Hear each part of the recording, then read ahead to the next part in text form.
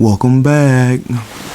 I know it's been a minute since I done an episode, man. It's been super crazy. It's been super busy.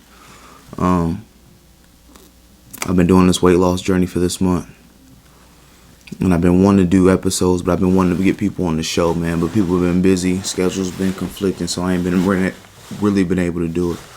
But what I want to talk about today is my experience for my son being born, the experience I had at the hospital. Granted, it's not the same experience as a woman's experience, but I just want to talk about a few things that I feel like need to be corrected, like at the hospital for the fathers, that is.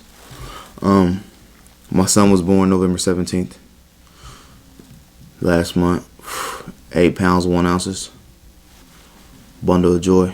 He's about 10 pounds now, maybe a little bit more, getting big. But we went to the hospital on November 16th, and they wanted to come in because the baby was growing pretty fast. When we got there, they drew some blood and all that, and then they decided to keep us overnight. During those first couple hours that we were there on the 16th, they told us that we're going to go ahead and do the C-section tomorrow. My wife had a C-section. They said we're going to go ahead and do that tomorrow, 11 a.m. So I'm like, dang, 2 weeks early? I'm like, I ain't had nothing prepared. I ain't had nothing ready, but you really can't be prepared or ready for a child. It just is what it is, honestly. People can tell you, oh, you want to have this in order, but there ain't nothing you can really prepare for. They're gonna do what they do. They're gonna come when they're ready. So, the next day, November 17th comes. The 10 a.m., 10:30, they come get her to take her back to the operating room. So they take her back to the room. They had me put on this little white scrub outfit with the little footies that go over my shoes and over my hands and stuff. And they take her into the room, give her the, I forget what it's called, where they numb her up from like the neck down so they can make the cut and pull the baby out. So I'm sitting in the hallway waiting, and then they come and get me, and I go inside and they're like, don't touch anything, just follow the nurse to where she's gonna have you sit or whatever. They got this big curtain up, right? And they start cutting. So I'm in there, I'm trying to talk to her, make sure she good, and like she's like, I'm like, you feel anything? She's like, no, I don't feel nothing. So she don't feel nothing. So I'm like, oh man, this is real. So they got like 7 or 8 doctors and nurses working on her. They got one behind the curtain, like helping her with her like vitals and all this. And I'm sitting there like with a cell phone in my hand, like, what am I gonna do if something go crazy? Nothing I can do. So, little time goes by. They end up, and he's a big boy, so they pulling on her and all that, and I'm like, oh, I'm sitting there like helpless, like what can I do? Like, how can I help you? And there's nothing I can do. There's literally nothing I can do. I can't move anywhere because you move somewhere, you contaminate the room. So I'm like, oh, okay. So eventually, the little woman behind the curtain, yeah.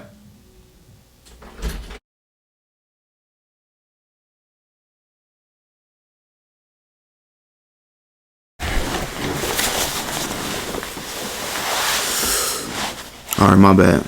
Wifey needed help with little man. He just had a little blowout, and he got me earlier with like some spray poop. He farted and little poop sprayed out, and then also he peed mid diaper change, piss everywhere. But it's trial and error. We're gonna get through it. So yeah, we're behind the curtain, and the woman's like, you want to see your son? I'm like, hell yeah. So I stand up, and they're and like he 8 pound 1 ounces, so they gotta push him out, like. And then I guess there was like a rookie in there, or a trainee, and she wasn't pushing hard enough, so the other girl came over and was like, oh, and pushed her out, and he came out, and he actually he didn't cry, like like in the movie, as soon as they come out they start crying. He ain't do that. They got him over to the like little warmer where they like warm him up like chickens on this little bed, and got him over there and started wiping him down, and then that's when he started crying. He did not like that. So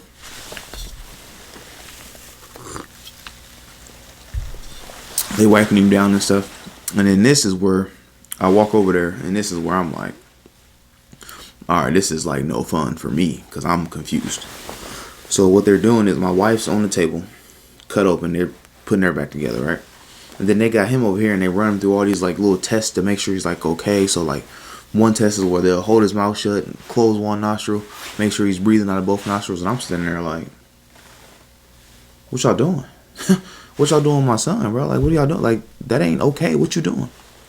Another test is so when the baby, like for newborns, like you put anything in their hand, they'll grab it. Like you put your fingers in their hand and they'll grab it. So they put their fingers in their hand for them to grab them, and then they'll lift them up slowly and then snatch their fingers away and for him to fall back down. Like they don't lift him up too high. So like let's say he's flat right here, they lift him up out there, let him go, and he's supposed to like snap his hands back up. So that's like the test to make sure like his reaction is good. And I'm like, I'm angry. Like I'm low key upset because I'm like, my wife's cut open. Like I'm looking over here to make sure she good.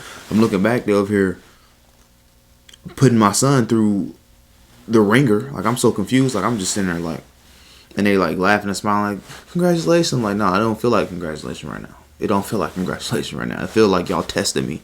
Y'all trying me right now. So, they clear out the way because she's over there at the table so she can see. So they make a path for her to be able to see. And then they wrap him up. They give him to me. I'm holding him and take him over there by the head of where she is while they put her back together. So I'm holding him, and then they end up putting her back together, and they're about to switch her tables. So she tells them, like, there's like 5 women about to pick her up and put her on a different bed to roll her back into our room. So it's dead silent in there, and like they're like having trouble picking her up, and she's like, if y'all drop me, my husband's gonna spaz out on y'all. And I'm sitting back there like, she's not lying, but why would you say that? Like, why would you say that right now of all times to say something? You gonna say that right now? So she says that. They all look at me. I'm like, she not lying, but don't drop my wife, bro. Do not. That's the last thing y'all want to do in here is to drop my wife. So they get her over. They give her the baby. They roll us in there, and we got our son. And I'm gonna say this part right here. For men who have kids, like if you know this is your kid that you're having, and like you choose not to go to the hospital, or like if there ain't something that's like super important that's keeping you from going there to be with her while she's giving birth to your child, you a sucker, like for real. Because what those women go through, and I would have never known this had I not gone.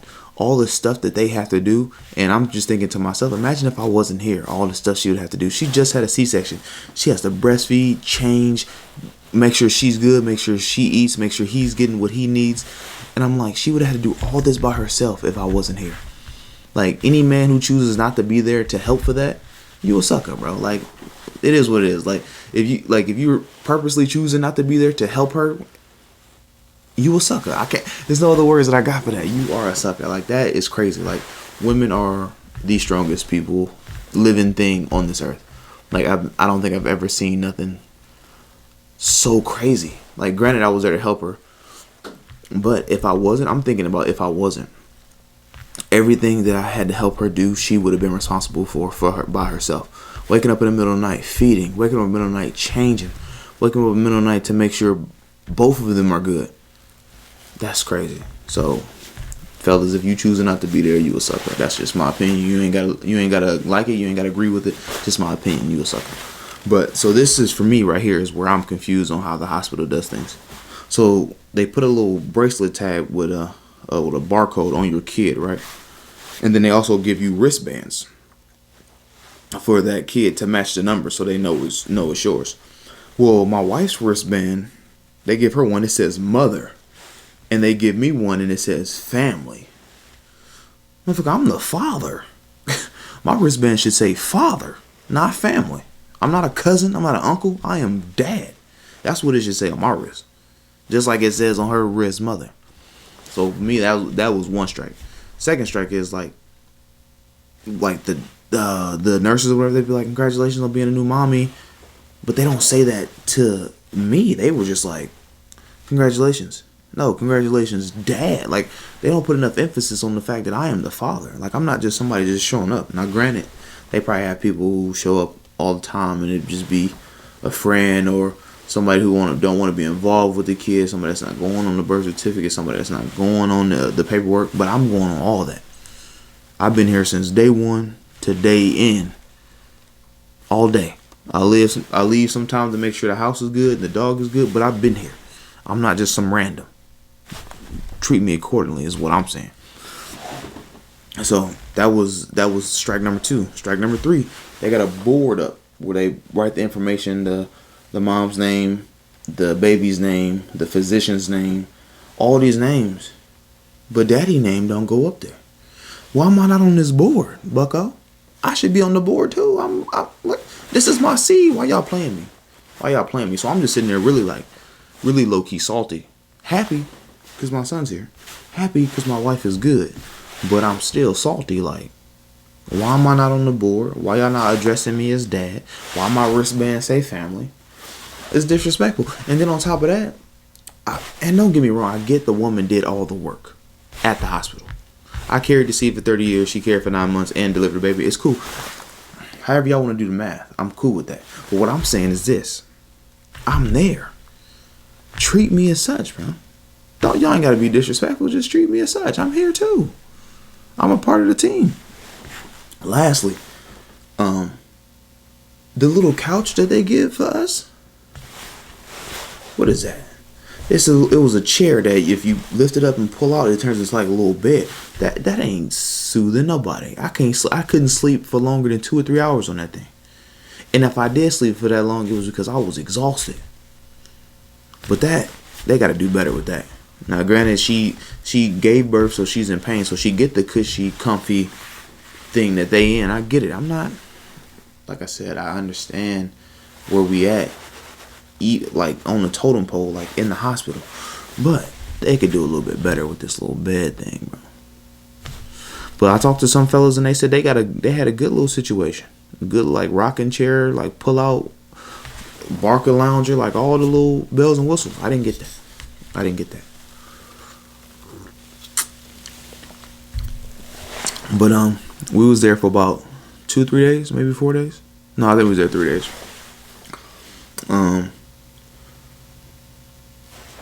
That was pretty much it, man. And now I got a son. Well, I got 2 sons, stepson, and I got my son. But I love them both, you know. There ain't no separation in them except for age. But yeah, that was just my experience, man. I wanted to talk to y'all about that. Fellas, let me know what your experience was like at the hospital. Was yours the same as mine? Was it different than mine? Did you enjoy your hospital stay? Because some people said they was cool, like bed-wise. What they slept on was perfect. For me, no. And then as far as the food, I don't know what they be feeding them. Like, they make sure the mother's food is gourmet, fire. I asked for a salad, bro, a chicken salad. They brought me, the chicken was damn near frozen. It was ice cold. I'm like, what is this, bro? Like, I don't know. They don't be showing the fellas no love, man. And I get it. Like I said, you probably have people who come in there who ain't worth a damn, but I was there the whole time, making sure everybody was good, making sure the baby good, making sure the baby was good, making sure wifey was good. I was crazy support. Anything they asking or telling, I'm there listening, getting information. I'm just saying, treat me accordingly, bro. Treat me accordingly. I'm not just some random, bro. I'm not just some random. Fellas, like I said, if y'all not going to help or to bear witness to your child being born or to bear witness to help your woman or the woman who's having your child, you a sucker, bro. You a sucker, bro. I can't, like, that was the most eye-opening situation I've ever been in. And I'm so thankful for it. Like, I couldn't imagine not being there for any situation. Now, granted, if I had to, then obviously I wouldn't be there, but that was life-changing for me. That was life-changing for me. But like I said, fellas, comment down below. Let me know how your story went. Women, let me know if you got any funny stories about your man. I know I ain't done a bunch of episodes lately, but I'm gonna get back on it. I really wanted to get on here. I wanted to do this beforehand, but he came early. So I had a haircut scheduled for that Friday. I was gonna do a video that weekend, uploaded the day of his birth, but nah. Nope. he had his own schedule, own mind made up to come early. So here we are. But I love my little homie. That's my hitter right there. And I'm learning as he's learning, and I hope just as the time go on that he appreciates everything I've done for him, or that I will do for him. And he's already done so much for me in just a short amount of time that it's crazy. It's definitely crazy. So there's a whole like different spark about me right now that people are taking notice to, and I didn't think they would, but they are. So like, comment, subscribe. More videos coming soon. Y'all know how we do.